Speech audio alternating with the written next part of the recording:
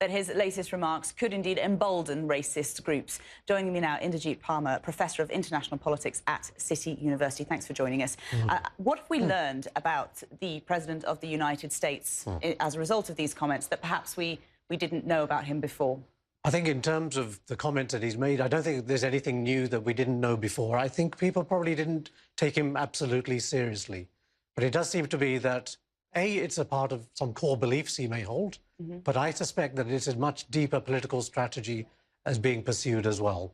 Because I think there is a movement among the right, which is a kind of not necessarily just the extreme right, but certainly the conservative right, to remake the GOP, the grand old party, the Republican Party, into something much more resembling a kind of America first, protectionist, only acting for its international vital interests and effectively breaking the international system, which has been established since 1945. And this is the big concern, isn't it? The impact that this sort of comment, this rhetoric could have then in terms of emboldening racist groups, neo-Nazis, white supremacists and the like in the United States. I just want to bring in some tweets or some responses that we had from these alt-right leaders. David Duke, who we saw there in Brianna's report, the former Grand Wizard of the KKK, he said, "Thank you, President Trump, for your honesty and courage to tell the truth about Charlottesville and condemn the leftist terrorists in Black Lives Matter, Antifa."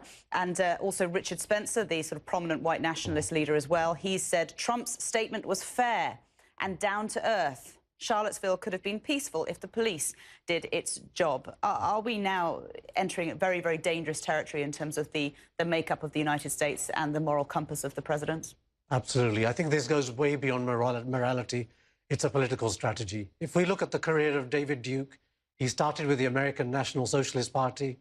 He decided he wasn't going to get anywhere with that. He decided to become a Republican.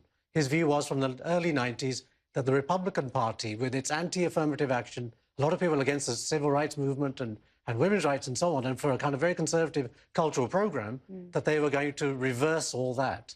And what we see now is he's come out right into the open with the sort of politics which he could not get away with back in the late 80s, early 90s. And if I may, Richard Spencer is actually one of the so-called intellectual leading lights of the alt-right. And he's on record as arguing that the United States needs to engage in a process of what he called peaceful ethnic cleansing. And they are now publicly, openly unmasked, saying what they're saying because they feel emboldened by having Donald Trump in the White House. Do you think Donald Trump is racist?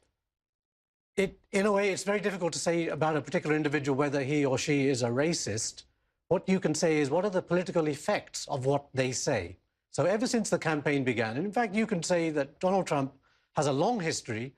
If you look at the birth of the movement, the whole idea that President Obama was a Kenyan and not an American, that he was an outsider, an alien and so on, and therefore against America itself, he was one of the champions of that. So he has effectively galvanized a particular grouping. He did encourage them. And they feel bold. When you have a bully pulpit like the presidency of the United States, you are the leader of the free world, the greatest power in the country, in the world. It's not necessarily what he thinks, it's just what he can get in terms of personal political gain. And he has now actually defended those people as equivalent to the people who are protesting for democratic rights and against fascism. And of course, this doesn't have just an impact in terms of his own political standing and his success or otherwise.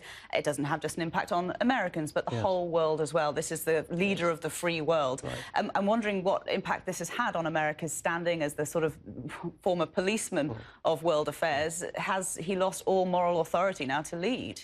I think it certainly is going to change. Up to this point, I did not really think that the America First mantra that he was carrying about with him was actually designed to break the international system. And I don't think it's going to necessarily break it, but I think the kind of people who are around President Trump, who are, if you like, intellectuals who think about the world in very deep ways and about the future, I think many of them do want to break that international system.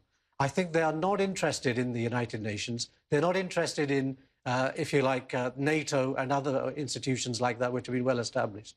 I think they want to effectively create a world of very heavily armed, dangerous nation states which fight for national interests. And when you're talking about they, just to qualify that, are you talking about many of the former military generals who President Trump now has within his administration? No, I'm not. I'm talking about the people who are around him, if you like, who are the kind of so-called intellectuals. Right. The Steve Bannons, the Michael Antons, the Sebastian Gorkas, and so on. I think those individuals actually have a bigger agenda than President Trump himself. I think they do want to remake the United States as a kind of a sort of racialized, populist, nationalist politics. And I think they want to try to remake the world in which the United States is going to effectively not really lead the international system, but fight for a bigger position for itself within it. And I don't think they're too worried about the consequences of that transition to a completely different order. What we're talking about is a reversal of 1945. And if we remember why 1945 happened, it was because of what happened in 1939 to 45 and before that as well. Well, we wait to see how world leaders then respond to the President of the United States comments. Inderjeet Parmar, thank you very much for your analysis. You are watching